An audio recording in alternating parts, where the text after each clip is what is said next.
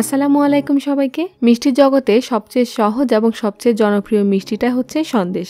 আর আজকের এই দুই রকমের সন্দেশ দেখানোর কারণ হলো সন্দেশ বানানো নিয়ে আপনাদের যাতে আর সমস্যায় না পড়তে হয়। আজকে দুটো সন্দেশের মধ্যে একটাতে আমি মাত্র 2টি উপকরণ ব্যবহার করব, আরেকটাতে আমি 6টি উপাদান ব্যবহার করব। দেখা যাক কোন সন্দেশটা খেতে বেশি মজা হয়। আর ভিডিও শেষে থাকবে সন্দেশ নিয়ে কিছু টিপস, তাই রিকোয়েস্ট থাকবে পুরো ভিডিওটা দেখার জন্য। সন্দেশের জন্য আমি সবসময় ভিন্নভাবে ছানা তৈরি করি। আমার চ্যানেলে দুটি সন্দেশের রেসিপি আছে, একটা কাঁচা ছানার সন্দেশ আর একটা হচ্ছে ক্ষীরের সন্দেশ। এই দুটি ভিডিওর যে কোনো একটা প্রথম দিকে ছানা বানানোর প্রসেসটা দেওয়া আছে, এটা দেখে নেবেন। প্রথমে আমি দুটি উপকরণে একদম মিষ্টির দোকানের মতো ছানার সন্দেশ তৈরি করে দেখাবো। সেজন্য এখানে নিয়েছি 1 লিটার দুধের সফট ছানা, এখানে প্রায় 207 গ্রামের মতো আছে। এখন এই ছানার সাথে আমি দিয়ে দিচ্ছি 1/4 কাপ চিনি। যারা চিনি কম খেতে পছন্দ করেন তারা আর একটু কম দিবেন। চিনিটা ছানার সাথে ভালো করে মেখে নিব। মিশিয়ে নেওয়া হয়ে গেছে, এবার পাত্রটাকে সরাসরি চুলায় বসিয়ে দিব। চুলার আঁচটাকে মিডিয়াম লোতে রেখে অনবরত নাড়তে থাকব। 1 চিমটি এলাচ গুঁড়ো দিয়ে দিলাম ফ্লেভারের জন্য, তবে এটা পুরোপুরি অপশনাল। নাড়তে নাড়তে যখন চিনিটা গলে মিশ্রণটা একটু থকথকে হয়ে আসবে, তখন এটাকে ঝটপট নামিয়ে নিব। এটা রান্না করতে খুব বেশি সময় লাগে না, 7-8 মিনিটের মতো লাগে, তবে চুলা ভেদে রান্নার সময়টা একটু এদিক ওদিক হতে পারে। এখন এটাকে ঝটপট একটা মোল্ডে রেখে শেপ দিয়ে ফেলবো। মোল্ডে আগে থেকে একটা বেকিং পেপার বিছিয়ে নিয়েছিলাম, এতে করে পরবর্তীতে সন্দেশটা তুলতে অনেক সহজ হয়। স্প্যাটুলার সাহায্যে সন্দেশটাকে সমান করে একটু থিকনেস রেখে বিছিয়ে নিচ্ছি। এবার এটাকে একপাশে রেখে চলে যাব আজকের দ্বিতীয় সন্দেশ রেসিপিতে। সেজন্য একটা প্যানে নিয়ে নিলাম আধা টেবিল চামচ ঘি, 2 টেবিল চামচ লিকুইড দুধ ঘিয়ের সাথে মিশিয়ে দিয়ে দিচ্ছি 2 টেবিল চামচ গুঁড়া দুধ। গুঁড়া দুধটাকে দুধের সাথে ভালো করে মিশিয়ে নিব যাতে কোনো লাম্পস না থাকে। চুলার আঁচ মিডিয়াম লোতে রেখে রান্নাটা করতে হবে। দিয়ে দিচ্ছি 2 টেবিল চামচ কনডেন্স মিল্ক, আরও দিচ্ছি 2 টেবিল চামচ চিনি। চিনিটাকে নেড়ে মিশিয়ে দিচ্ছি।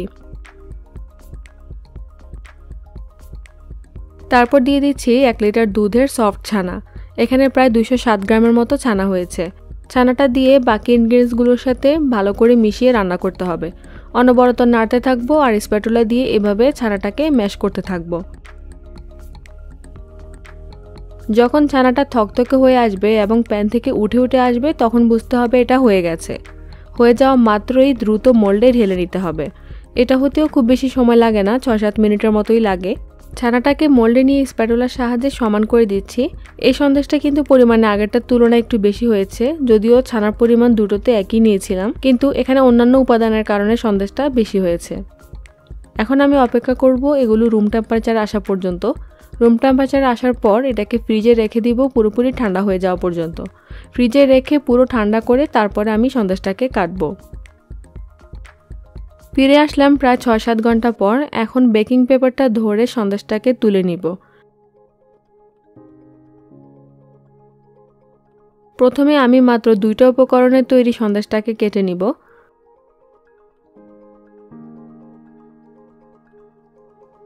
এবার আমি দ্বিতীয় সন্দেশটাকেও কেটে নিচ্ছি। এটাকে একটু ভিন্ন শেপে কাটছি যাতে দুটো সন্দেশ দেখতে একরকম না লাগে। এই যে তৈরি হয়ে গেল আমাদের দ্বিতীয় সন্দেশ। এখন এটাকে সার্ভিং ডিশে নিয়ে নিচ্ছি। এই সন্দেশটাকে হালকার মধ্যে গর্জিয়াস করার জন্য দিয়ে দিচ্ছি পিস্তা বাদাম গুঁড়া, তবে এটা পুরোপুরি অপশনাল। দুটো সন্দেশই তো তৈরি হয়ে গেল। এবার আমি এগুলোকে টেস্ট করিয়ে আপনাদেরকে জানাবো কোনটা বেশি মজা হয়েছে। আমার মেয়েকে দিয়ে শুরু করছি।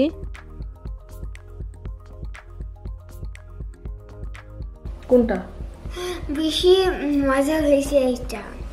এটা বেশি মজা হয়েছে কেন? রিজন বলো। এটা সফট আর এটা ক্রিমি আর এটা লাইক একটু dry are not so good. আচ্ছা ঠিক আছে, যাও। নিয়ে যেতেছ কেন? আই ওয়ান্ট ইট। আচ্ছা ঠিক আছে। তো আপনারা শুনতে পেয়েছেন ওর কাছে ভালো লেগেছে দ্বিতীয় সন্দেশটা, কারণ ওর কাছে এটা অনেক সফট এবং ক্রিমি লেগেছে ওইটার তুলনায়। এবার আমার হাজবেন্ডকে বসিয়েছি, দেখা যাক ও কি বলে। দুটোটাই তো মজা, তবে এটা একটু সফটি, এটা একটু সুইট হয়েছে, বেশি মিষ্টি হয়েছে একটু, মানে এটার তুলনায় ওইটা বেশি মিষ্টি। এটা একটু মিষ্টি কিন্তু এটা সফট। চিনির পরিমাণ মানে সব দিক দিয়ে এটা উইন। পারফেক্ট। এটা অতীতের সন্দেশ আর এটা বর্তমানের সন্দেশ। ও বলেছে ওর কাছে দুটোই ভালো লেগেছে, প্রথমটা মজা হয়েছে, দ্বিতীয়টাও অনেক মজা হয়েছে, তবে বেশি ভালো লেগেছে দ্বিতীয়টা, কারণ একই এটা অনেক সফট, ক্রিমি এবং চিনির পরিমাণ ব্যালেন্সড। ওর কাছে মনে হয়েছে প্রথমটা চিনি অনেক বেশি হয়ে গেছে এবং টেক্সচারটা অতটা সফট হয়নি। তো আজকের এই দুটো সন্দেশের মধ্যে আমাদের সবার কাছে দ্বিতীয় সন্দেশটা বেশি মজা লেগেছে। ছানার সন্দেশ পারফেক্টলি তৈরি করার ক্ষেত্রে মোস্ট ইম্পর্টেন্ট দুটো ফ্যাক্টর কাজ করে। এক হচ্ছে ছানাটাকে সফট করে বানাতে হবে, আর একটা হচ্ছে চুলার আঁচ মিডিয়াম লোতে রেখে একেবারে পর্যাপ্ত সময় পর্যন্ত রান্না করতে হবে। এখন এই পর্যাপ্ত সময়টা এক একজনের ক্ষেত্রে এক এক রকম হতে পারে, তবে এটা কোনোভাবেই 10 মিনিটের বাইরে না যাওয়াই ভালো, কারণ ছানাটা একটু ওভারকুক হলেই এটা রাবারি হয়ে যায়, তখন এটা খেতে পুরোপুরি ভিন্ন লাগে। সন্দেশ বানাতে গিয়ে সবসময় এই সমস্যাটাতেই মানুষ বেশি পড়ে, সেটা হচ্ছে ওভারকুক করে ফেলা। যেমন আমি প্রথম সন্দেশটার ক্ষেত্রে সামান্য একটু বেশি রান্না করে ফেলাতে এটার টেক্সচার একটু ঝুরা ঝুরা হয়ে গেছে। মিষ্টির দোকানগুলোতেও সাধারণত চিনি আর ছানা দিয়ে সন্দেশ তৈরি করা হয়। এটাকে ছানার হালুয়া, ছানার বরফি, ছানার সন্দেশ, কাঁচা ছানার সন্দেশ বিভিন্ন নামে ডাকা হয়। যাই হোক, চলে আসলাম আজকের ভিডিওর শেষ প্রান্তে। আশা করছি আজকের এই সন্দেশগুলো আপনাদের কাছে ভালো লেগেছে। ট্রাই করবেন বাসায় আর আমাকে জানাবেন আপনাদের কাছে কোনটা কেমন লেগেছে। কোনো ভুল ত্রুটি হলে ক্ষমার দৃষ্টিতে দেখবেন। তো সবাই অনেক অনেক ভালো থাকবেন, এই দোয়ায় বিদায় নিচ্ছি। আসসালামু আলাইকুম।